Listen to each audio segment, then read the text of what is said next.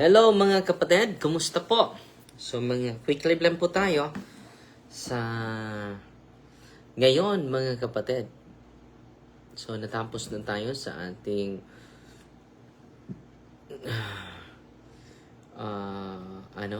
tapos na tayo sa ating ang tawag nito, ating Last Supper mga kapatid.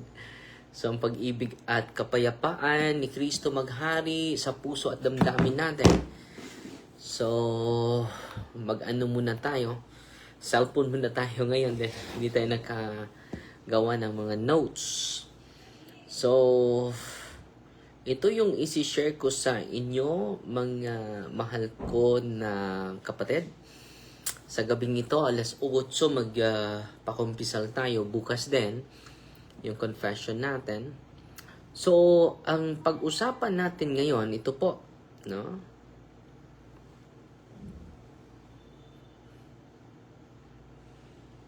Ito yung pag-usapan natin ngayon, mga kapatid. Gusto ko na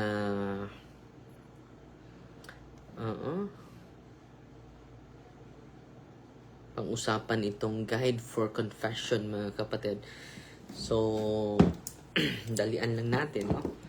Para unang-una, ito po ay makatulong sa atin, lalong-lalo na sa mga hindi pa nakakumpisal ngayon. So, unang guide natin is the 10 Commandments po. I am the Lord, the first commandment, your God, no other gods before me. So, ito lack of prayer, relationship with God, parang inuuna pa natin yung mga bagay, cellphone, Facebook natin, inuuna pa natin, at yung mga trabaho natin. Busy tayo sa pangmundo.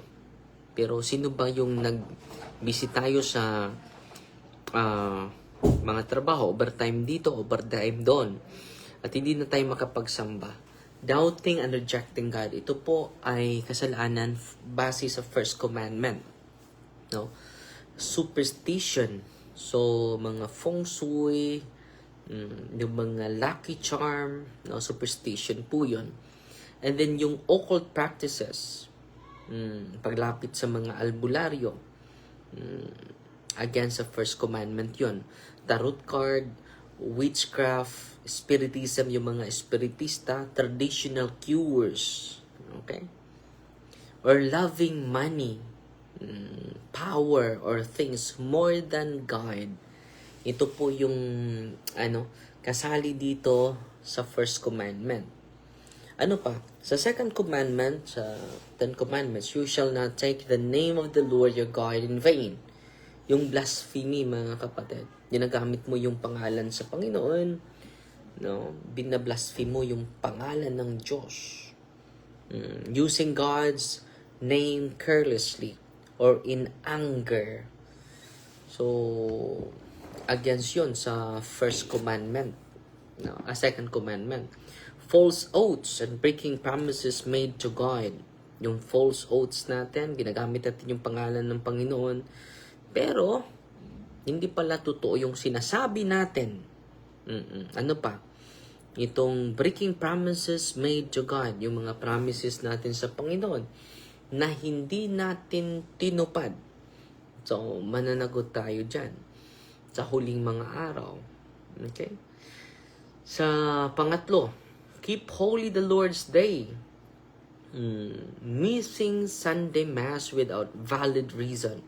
Okay lang kung nagkasakit ka. No? Being late or inattentive at Mass deliberately. So, malate ka sa misa, kasalanan yun. Ano pa? And then, inattentive tayo sa mga readings, kasalanan din yun, no? Deliberately during Mass.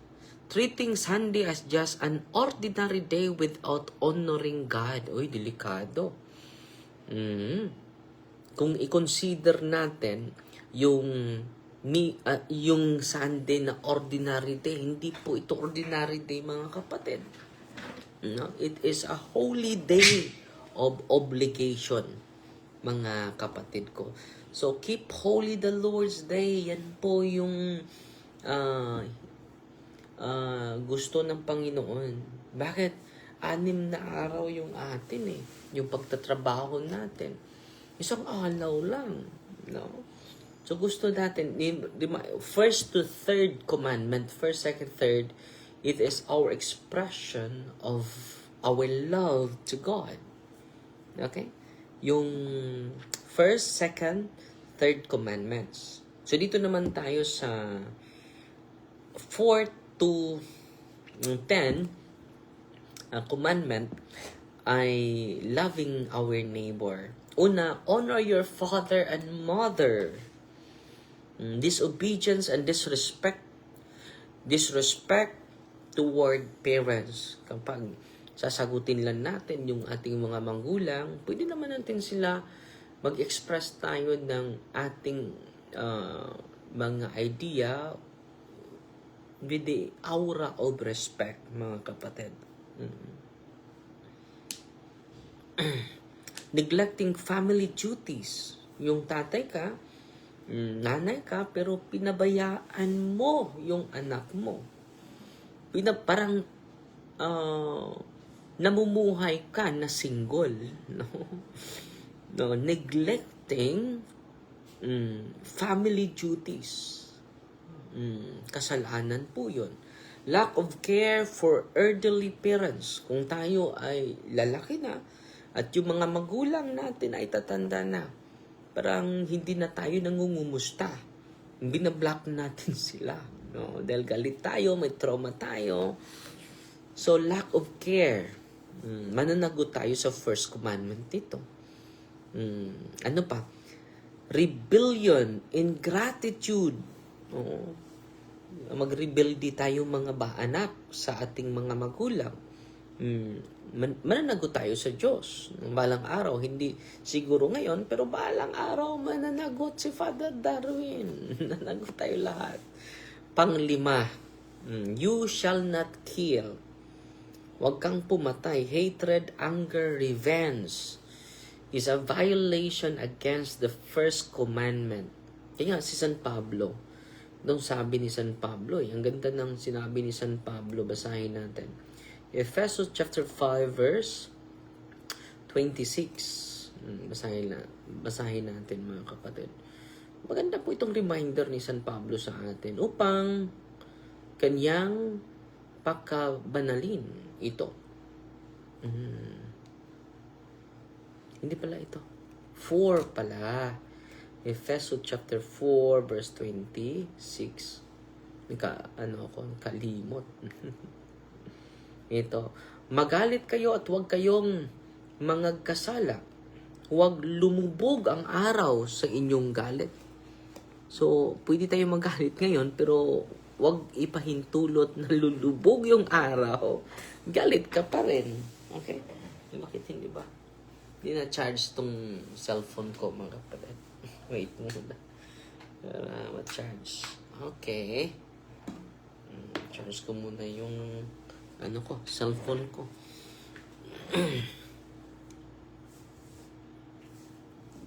Sa Ephesians chapter 4 verse 26 yan, be angry and do not sin. Kung hindi ka nagagalit, pero huwag kang magpakasala. Do not let the sun go down on your anger. So yan po. Sa first command, sa fifth commandment yan. Abortion or supporting it. It is a grave sin, yung abortion, mga kapatid niya. Full yung consent mo, full yung knowledge mo, full, alam mo na grave act. No? It is mortal sin. No? Harmful behavior, physical or emotional abuse. No? Pwede din yung ugali natin, mga kapatid. Nice ang room ni mo, Father. No? Salamat tayo ni Father Gamaliel Gamas, no? Yung kulay ng aking kwarto ay binago niya. Scandal leading others into sin. Substance abuse that harms life. Yung sobrang pag-inom, sobrang bisyo, sobrang pagsusugal, mananagot tayo sa Panginoon dyan. So, dito naman tayo sa pang-anim. You shall not commit adultery. So, yung mga, hindi lang yung mga mag-asawa na makakommit ng adultery. Pati na yung single, no? Yan po ang makikita natin sa Matthew chapter 5 verse 26. Basahin natin yan. So, ano ba yung violation sa 6th commandment? You shall not commit adultery. Panunood sa pornography, masturbation, ano pa? Fornication, sex outside marriage, adultery, no? Impure thoughts, entertain, homosexual act. Ito po ang paglabag sa ika-6 na sugo. Hindi po ito sugo ng Santo Papa. Hindi ito sugo ng pari. Sugo ito ng Diyos na ating may kapal, mga kapatid. And then, yung uri ng pagsusuot natin, no? It should be decent. Yung nasa simbahan ka, parang iba ay mag-fashion show. No? Parang gusto nilang attend ng fashion show. Yung simbahan should be decent yung attire natin. Yung panunuot natin, no? Yung mga babae na nagpakita ng kanilang katawan, against po ito sa 6th commandment. Okay? Si Mama Mary nagpakita sa kanyang katawan because your body is the temple of the Holy Spirit. At gagamitin mo yung katawan mo para magkasala yung mga lalaki. Yung mga tao, no, lalaki ka, maghubad ka sa harap ng camera, ipakita mong maganda mong katawan, mananagot tayo. It is against the 6th commandment. Dito naman tayo sa pang-7, you shall not steal. Stealing money or property, no? Yung pera na hindi sa'yo, kinukuha mo or ginagamit mo sa iba. Mananagot tayo sa Panginoon. Cheating sa school, sa work, sa business. No, you shall not steal. Against yan sa pang-7. Corruption, ito nangyari sa ating flood control, yung mga 10% ng mga politiko, hindi na sila, marami sa kanila, hindi lahat, marami sa mga corrupt, hindi na nagdidepende sa kanilang salary. Just imagine, nagbibigay pa tayo ng salary yung buong Pilipinas. Nangurap pa din yung karamihan. Fraud, vote buying and selling. Kasali dito ha, sana isalin nyo sa confession yung pagpamili ng boto at pagbili yung ating boto or buying votes, yung mga politiko, not paying debts or just wages. So, yung hindi pagbayad sa utang, against po yun sa 7th commandment. At hindi pagbigay ng sapat na suhol sa mga trabahante or double payroll ka. Managot ka sa Panginoon dyan. So dito tayo sa pang-8, you shall not bear false witness. Ito po. Una is yung pagsisinungaling, lying, gossip, yung pagkamirasol at marites, or slander. Against po ito sa 8th commandment. Damaging someone's reputation. So, sinisira mo yung magandang reputation ng kapitbahay mo. False accusations. Gagawa ka ng mga bagay na hindi naman totoo. You shall not bear false witness. Yan po ay against sa 8th commandment. Dito naman tayo sa pang-9. Summarize lang po ito para guide po sa good confession. So, si Jean Inday, tungod sa imong mga talk, daghan ko nakatunan. Praise the Lord, praise the Lord. Yung sinishare ko ay hindi naman akin. Yun po ay aral ng Diyos. Dito na tayo sa pangsiyam. You shall not covet your neighbor's spouse, no? Lustful desires toward another person, no? So may asawa ka na at titingin ka pa sa iba, no? You shall not covet your neighbor's spouse, entertaining immoral fantasies. So nanood pa rin ka pa rin ng bold, pornography, nandiyan naman yung asawa mo. Yan po. Against po yan sa sa 9th commandment. Emotional inappropriate attachment. Lagi ka pa rin nangumusta sa mga classmate mo. No, mas may oras ka pang makipag-usap sa ibang mga babae o ibang lalaki at hindi sa yung asawa, hindi sa yung ganon. Against po yan sa 9th commandment. Pang-sampo, you shall not covet your neighbor's goods. Yung envy, yung jealousy, mga kapatid. Against po yun sa 10th commandment. Yung greed, no? Inuuna mo yung para sa sarili mo. At yung mga, example, may calamity, no? At ang daming donation, no? So, ikaw yung nag-enjoy sa mga donation para sa mga greed, because of greed, discontent with what you have. Hindi ka kontento sa mga bagay na nasa sayo. Desire for others' possessions. So, gusto mo na kunin yung mga hindi para sa'yo. Dito naman tayo. So, yan po ang 10 utos. Dito naman tayo sa digital and technology-related sins, no? Social media addiction that wastes time and neglect duties. So, yan po, kasalanan din yan. Okay? Cyberbullying. Ibubuli natin yung tao. Hindi maganda yun.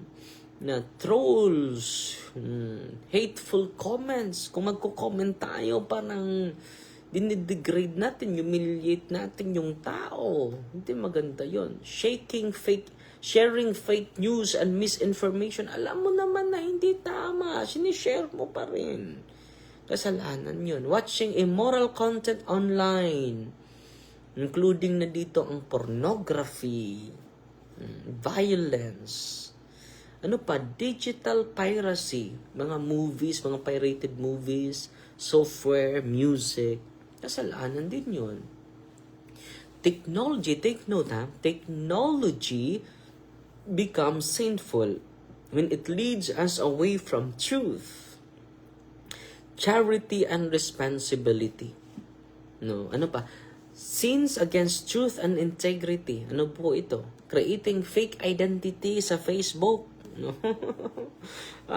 Ang daming magko-comment, hindi naman malukit sino ka.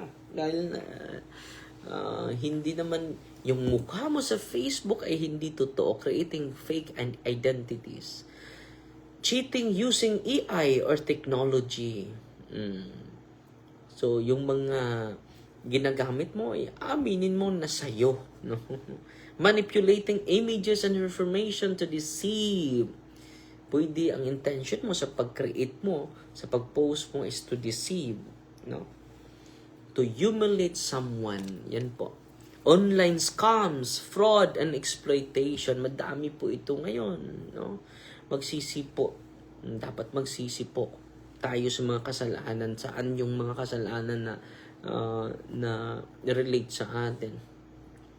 This violate honesty and damage trust in society. Ano po ito? This violate honesty and damage trust in our society. So sin against human dignity, body shaming, and public humiliation. So, yung katawan mo ay sinisira mo. No?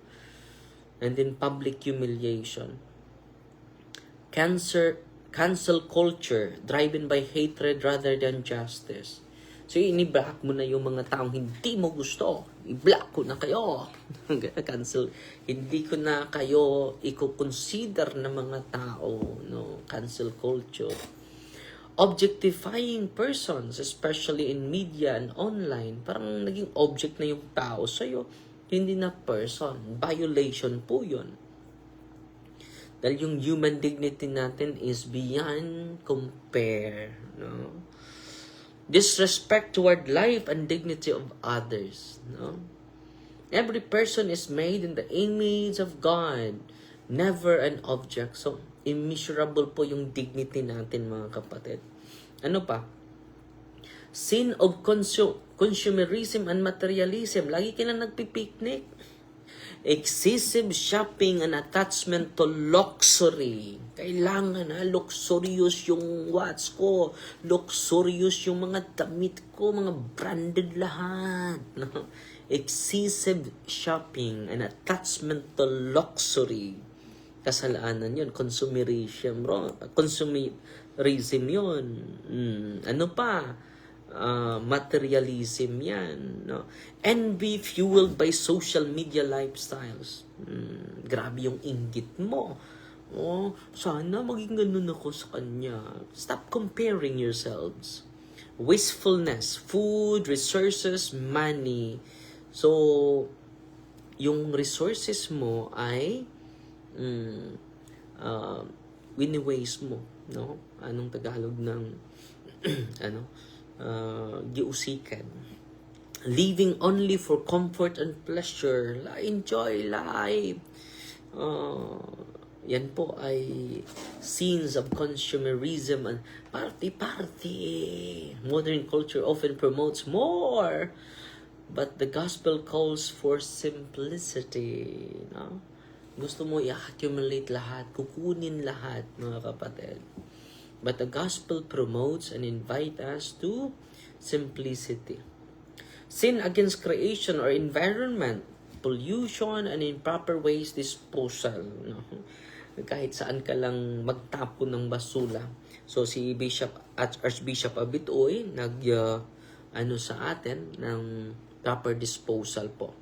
So ipatuloy natin ito alas 8 na, magpakumpisal na ako.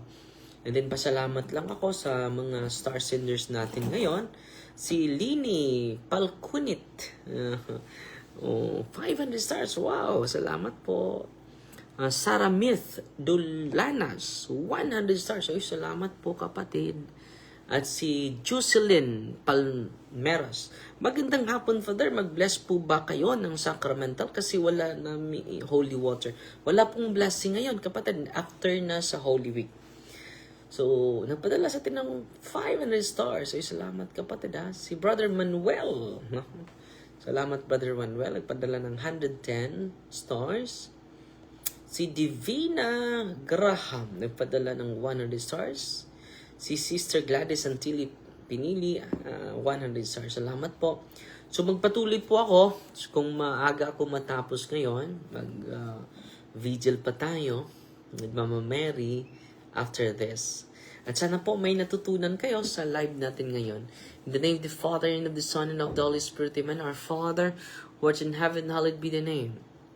Thy kingdom come, Thy will be done on earth as it is in heaven. Give us this day our daily bread, and forgive us our trespasses, as we forgive those who trespass against us. And lead us not into temptation, but deliver us from evil.